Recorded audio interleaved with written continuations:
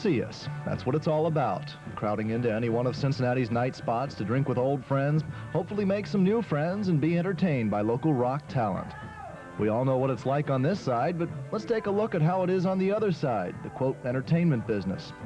Just who are those guys up there? What makes them want to be there, and what does it take to get there? Well, this segment of In Cincinnati will introduce you to 5 members of Carefree Day, who have invested 4 years of writing, creating, rehearsing, and just plain hard work in that one thing they all live and play for, the golden hit record that will take them to the top. Take them out of the hot lights and surroundings of a nightclub, and the members of Carefree Day feel just as at home at Orphan Productions, their own corporation that provides audio-visual production, as well as extensive art and recording facilities. What might make Orphan a little different from other production houses is that the members of Carefree Day 3 years ago redesigned and rebuilt these entire 3,000 square feet. It's at Orphan that they put to use their professional business talents. Ed Sullivan, rhythm guitarist, is also an art illustrator. When Mickey Denton isn't playing lead guitar, he's playing with figures called debits and credits. Mike Duffy, bass guitar player, and David Hennessy, drummer, are the recording and engineering experts, knowing somehow within the incredible mass of buttons and knobs what does what so that it all comes out sounding just right. And keyboard player Wes Boatman, well, he sits around making little notes on sheets of paper that come out as music. When asked if people think they, as musicians, work for a living, the group pretty well summed it up. I don't think anybody thinks, you know, the old term of playing a band, I think that's what most people's concept of being in a band is. It should be, I work in a band, and then you always get the comment, well, what else do you do, or something like that. But as Mike was mentioning earlier, it's definitely a full-time business, just like any other business. Unfortunately, for the most part on a local level, it definitely does not carry, you know, just because it doesn't have the 8 to 5 concept to it, you know, maybe we're a second shift. I don't know. Now that Carefree Day has made their move into creating their own original music, many long hours are spent on the writing and rewriting of a song. Like a chicken and an egg, it's never really decided which comes first, the music or the lyrics. Carefree Day just begins making sounds and works it out until everything comes together.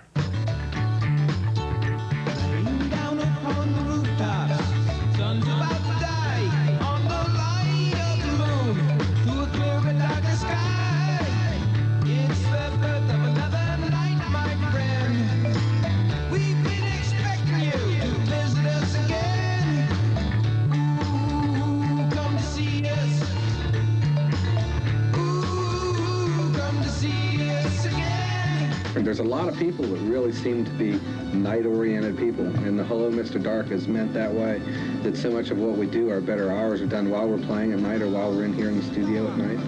And so that's basically what it's about. Obviously, there are advantages to having easy access to one's own recording facility. Just great to have the facility to work with. I think that most groups would really like to be in the same position as far as, you know, being able to go into a studio, put something down and listen to it, and, you know, work from your tapes instead of having to go in, know that you have 3 hours to record in, and you know, whatever you come up with is the product.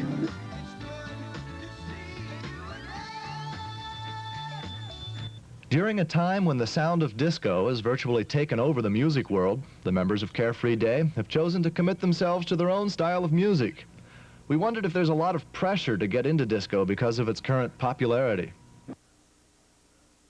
I don't think so for the most part. We think about it in the aspects of being maybe able to play a little bit more, but our material is really not geared towards that at all, and it would probably be detrimental to the group to get into that format as far as playing goes. So we kind of really stay away from it and are just trying to, you know, hit a happy medium as far as our material, play radio stuff that people can relate to, but it's really not disco at all. Like on our live end of things, when we do our own music out, there's just this different energy feel compared to, even like you just said, the disco thing. We don't do disco music, we do dance music. We do a lot of Doobie Brothers, things like that. But when our original thing's going on, there's this new life on stage.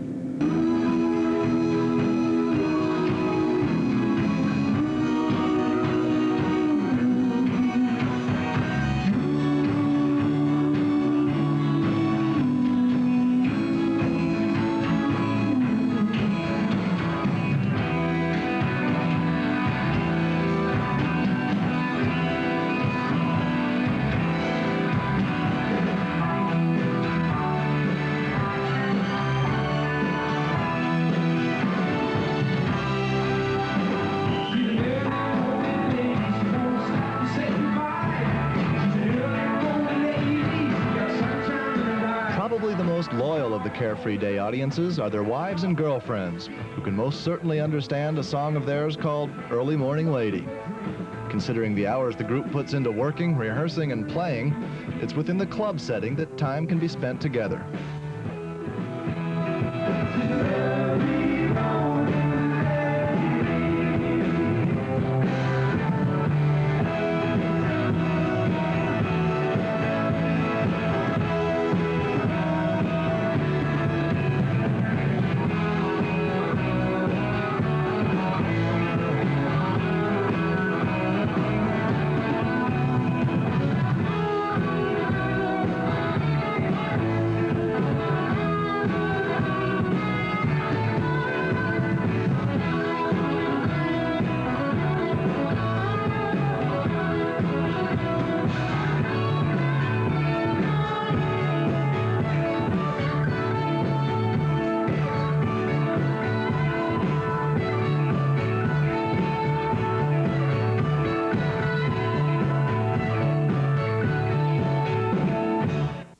What it all gets down to is working towards the ultimate, that one song turned golden. Mickey, whose musical career began with a group called the Casinos, knows from experience the exciting sensations that come with the release of a hit. The song, Then You Can Tell Me Goodbye. Oh yeah, at the time it was just, you know, great. You know, I think you really, the good parts always overshadow the bad parts, you know, so to speak. But it was, you know, just a totally different experience being able to go to any town in the United States and know that the song that, you know, you're part of is one or two in the nation, and you always hear it on the radio, people always commenting about it or whatever. So, travel with big groups, and you don't work quite as much, you know, on a per night basis, but you know, you still have the regular playing schedule. And once it was released on a local level here in town, it was a good song for the times and caught on real quick and jumped up real fast. And there's no doubt in anyone's mind that there is enough talent and material to allow Carefree Day to take its turn at the top. We probably feel most confident in going into or making the attempt to get into the record business is that we feel like we have a lot of depth. We don't feel like we've even scratched the surface of creativity of Carefree Day yet. We've just kind of drawn out whatever we could right now and get something that we think we can get labeled with. But as far as actually spending, you know, we feel like we could spend years on just drawing out that creativity from each individual. I think that's one advantage of actually having a working studio on a professional level.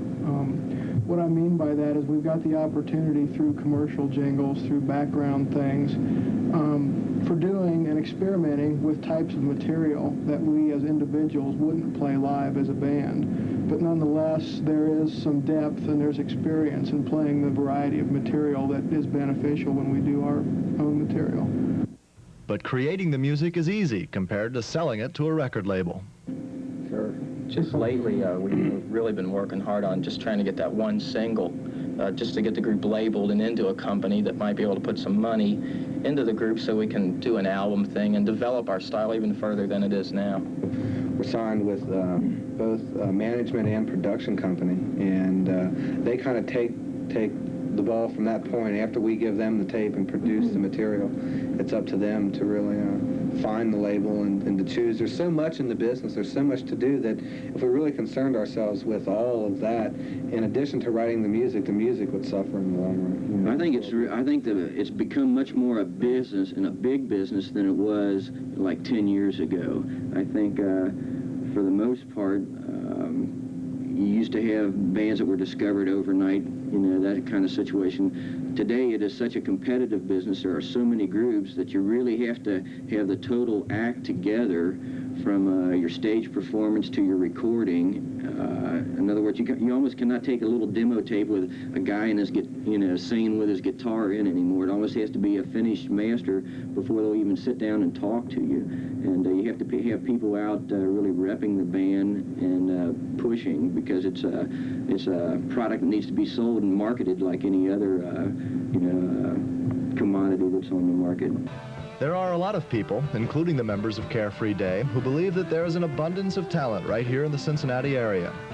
What makes getting to the top more difficult for local talent is the fact that Cincinnati is not generally viewed as a music town, such as Nashville, New York, or Los Angeles, the homes of name label companies like CBS, RCA, Columbia, and Epic. You might say that Carefree Day is maybe a little luckier than most local groups, considering the facts that they are 5 musical personalities that seem perfectly meshed, all tuned towards the same long-range goals. They have their own recording facility, they have supportive families who have confidence in what they're trying to do, and they have a business on which to depend in the meantime. Then again, you might say that all these things are the result of concentrating all their efforts towards a deliberate plan and not just dumb luck. It's hard to believe that with all this determination, Carefree Day will end up just another jam-up rock piece of talent, forever lost within the mass of pulsating night spots, teeny boppers, high school dances, and commercial jingles. The hit turn golden for Carefree Day may happen anytime. Next week, next month, next year, or maybe even 5 years from now. But somewhere, they believe, there is a hit.